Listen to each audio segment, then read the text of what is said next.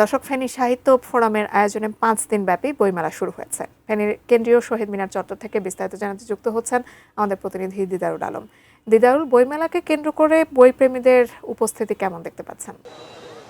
জাকিয়া, আসলে ফেনী সাহিত্য ফোরামের আয়োজনে 5 দিন ব্যাপী যে বইমেলার উদ্বোধন হয়েছে ফেনীর কেন্দ্রীয় শহীদ মিনার প্রাঙ্গণে, এখানে প্রায় 33টি স্টল আমরা বই দেখতে পাচ্ছি এবং 3টা থেকেই কিন্তু এখানে বইপ্রেমীদের ব্যাপক একটা ভিড় আমরা দেখতে পেয়েছি। আমরা যদি এখন আপনাদেরকে একটু দেখানোর চেষ্টা করি যে 3টায় আমরা যখন আসলে মেলার মাঠে প্রবেশ করি তখন কিন্তু আসলে যারা বই প্রেমী তাদের সংখ্যা কিছুটা কম ছিল, কিন্তু এরপরে আস্তে আস্তে বইপ্রেমীদের সংখ্যা কিন্তু বাড়ছে। তারা প্রতিটি স্টলে এসে তারা বই দেখছেন, আবার বই কিনছেন এবং আমরা এখানকার যারা স্টল মালিক রয়েছেন আমরা তাদের সাথেও কথা বলেছি। তারা বলছেন যে অন্যান্য সময়ের তুলনায় কিন্তু বিক্রিও কিন্তু বেশ ভালো হচ্ছে বলে তারা আমাদেরকে জানিয়েছেন। এই মেলায় যে 33টি যে বইয়ের স্টল রয়েছে সেই স্টলগুলোর মধ্যে কিন্তু ঢাকার বেশ কিছু বড় বড় প্রতিষ্ঠান এখানে অংশ নিয়েছে এবং আমরা মেলার বেশ কিছু স্টলের মধ্যে কিন্তু আসলে ইসলামিক যে সকল প্রকাশনাগুলো রয়েছে সেই প্রকাশনাগুলোই কিন্তু আসলে